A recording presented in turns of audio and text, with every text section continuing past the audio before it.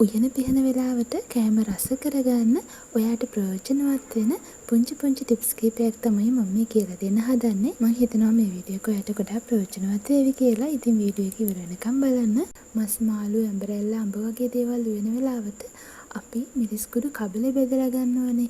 ඒ කියන්නේ තෙල් දාන්නේ නැතිව ඒ වෙලාවට කැස්ස හැදෙනවනේ. ඒ වගේම ඉක්මනට මිරිස් කුඩු පිච්චෙන්න බලනවා.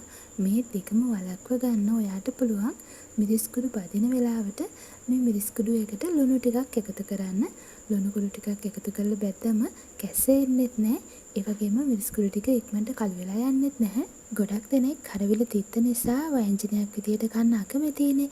ඉතින් තිත්ත ගතිය ගොඩාක් අඩු කරන්න පුළුවන්. කරවිල වලට පොල් වතුර ටිකක් දාලා ඒ වගේම ගොරක කෑල්ලක් දාලා තඹ ගත්තම මේ විදියට තඹලා අරගෙන ව්‍යංජනේ හදාගත්තාම තිත්තත් ගොඩාක් අඩුයි. ඒ වගේම හරිම රසයි. මේ දවස්වල හැමතැනම ඉරිඟු තියෙනවානේ. මේ බඩ ඉරිඟු තඹන වෙලාවට බඩ ඉරිඟු පොත්තකුත් දාලා තඹන්න. බඩ ඉරිඟු ටික හරි රසයි වගේම හොඳ සුවඳක් එනවා. තඹන වතුරයකට බඩ ඉරිඟු පොත්තක් දාලා තඹ ගත්තම රස අල බෙදුමක් හදා ගන්න නම් අල බෙදුම හදන වෙලාවට තෙල් එකට එනසාල් කරල් දෙකක් එක්ක පොඩි ඉඟුරු කෑල්ලක් තලලා දාන්න. ඉඟුරුයි එනසාලුයි දැම්මම අල කරිය හරිම රසයි. ඒ වගේම හරිම සුවඳයි. ඔයාට රසට නූඩල්ස් ටික ටෙම්පරාදු කරගන්න ඕන නම් ටෙම්පරාදු කරගත්ත එළවලු එකට සීනි චුට්ටක් එක්ක අමුතුණු පාකුළු ටිකක් එකතු කරන්න. මේ විදිහට එකතු කරලා හදන නූඩල්ස් එක හරිම රසයි. මාළු බිත්තර කරියක් රසට ඔයාට හදාගන්න ඕන නම් මාළු බිත්තර ව්‍යංජනයේට සියඹලා ටිකක් එකතු කරන්න. ගොරක දාන්නේ නැතිව සියඹලා දැම්මම මාළු බිත්තර ටික හරිම රසට ඉද උයා ගන්න පුළුවන් වගේම හොඳ මෙලෙක් ගතියට මාළු බිත්තර ටික තැම්බෙනවා.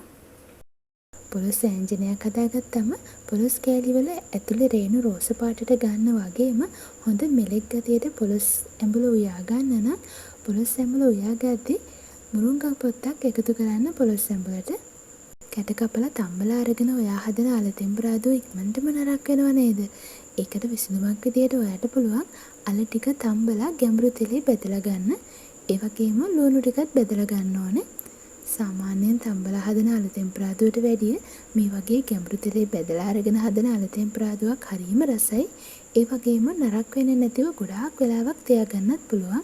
කේක් හදන වෙලාවට කේක් එක බේක් වෙන්න දාන ට්‍රේ එකට අපි ඔයිල් පේපර් එකක් දානවනේ. කේක් එක ඉක්මනට ලේසියෙන් ගලව ගන්න පුළුවන් වෙන්න. හැබැයි ඔයිල් පේපර් ගෙදර නැති වෙලාවක ඔයා මොකද කරන්නේ? ඔයිල් පේපර් එක වෙනුවට අපිට කේක් එක බේක් වෙන්න දාන ට්‍රේ එකට යටට ඒ වගේම වටේට මේ විදිහට A4 කොලයක් දාගන්න පුළුවන්. යටට A4 කොලයක් දාලා ඔයාට අවශ්‍ය විදිහට තව A4 කොල කපලා මේ විදිහට වටේට දාගන්න පුළුවන්. මම බටර් ටිකක් තමයි මේ යටින් ගාලා තියෙන්නේ. බටර් එහෙම නැත්නම් මාගරින් මේ විදිහට ට්‍රේ එකේ ගාලා ඊට උඩින් තමයි මේ පේපර් ටික දාගන්න ඕනේ. දෙහි සුලභ කාලෙට අපිට පුළුවන් මෙන්න මේ විදිහට දෙහි ටික වෙනම අරගෙන කඩදාසි කොළවල ඔතලා shopping bag එකේ දාලා ගැට ගහලා මාස 3ක් 4ක් වුණත් නරක් නොවෙන්න ශීතකරණේ තියාගන්න.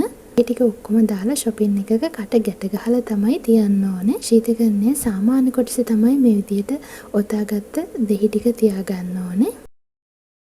කැකිරි කියන්නේ ගොඩක් දෙනෙක් කන්න ආස නැති වුණාට ගොඩාක් රසවත් වගේම ගොඩාක් ගුණදායක ව්‍යංජනයක්. කැකිරි ඇඹුලක් උයන වෙලාවක මෙන්න මේ පුංචි දේ කරලා බලන්නකෝ. කැකිරි ඇඹුල කොච්චර රසවත් වෙනවද බලන්න. අපි ටිකක් අරගෙන පුපුරවලා හොඳට පොඩි කරලා උයාගත්ත කැකිරි ව්‍යංජනය උඩින් එකතු කරගන්න. තෙල් එකතු කරන්නේ නැතිව නිකම්ම තමයි අපි ටික පුපුරව ගන්න ඕනේ. මේ විදිහට අප එකතු කරලා රසට කැකිරි ව්‍යංජනයක් හදාගන්නේ කොහොමද කියලා මම ඔයාලට කියලා දීලා තියෙනවා. ඒ වීඩියෝ එක බලන්න බැරි වුණා නම් මම ඩිස්ක්‍රිප්ෂන් බොක්ස් එකේ ලින්ක් එක දාලා තියන්නම්. අපල් ව්‍යංජනයක් කිරට හදනකොට ව්‍යංජනය උකු කරගන්න පුංචි දෙයක් තමයි මේ කියලා දෙන්න හදන්නේ. තැඹුණ අල කෑලි කිහිපයක් මේ වගේ භාජනයකට දාලා හොඳට පොඩි කරලා අල හොද්දට එකතු කරන්න. අල හොද්ද රසවත් වෙනවා වගේම හොඳ උකු ගතියක් එකතු වෙනවා අල කරියකට. ඊළඟ ටිප් එක තමයි තුනුපා හදාගන්න රම්පි කරපිංච පාවිච්චි කරනකොට හොඳට මෝරපු රම්පි කරපිංච පාවිච්චි කරන්න. ලපටි කොළ තියෙන රම්පි කරපිංච වලින් හොඳ සුවඳක් එන්නේ නැහැ වගේම තුනුපා ටික කොටා ගද්දි හරියට කුඩු වෙන්නෙත් නැහැ. ඒක නිසා හොඳ පැහිච්ච ඒ වගේම හොඳ සුවඳක් තියෙන රම්පි කරපිංච ගන්න. කරපිංච ගන්නකොට නම් මේ වගේ චූටි කොළ තියෙන කරපිංච ගොඩාක් සුවඳයි. ඒ වගේම නටුව රතු පාටට තියෙන කරපිංචත් හොඳ සුවඳක් එනවා. මේ වගේ සමානව කොළ විහිදුණු හොඳ පැහුණු කරපිංච ටිකක් ගත්තොත් ඔයාට රසට සුවඳට තුනුපහ කුඩු එක හදාගන්න පුළුවන් වෙනවා. හිතනවා මේ වීඩියෝ එක ඔයාලට ගොඩක් ප්‍රයෝජනවත් වේවි කියලා. මේ වගේ අලුත් වීඩියෝ එකකින් අපි ආයෙම හම්බ වෙමු.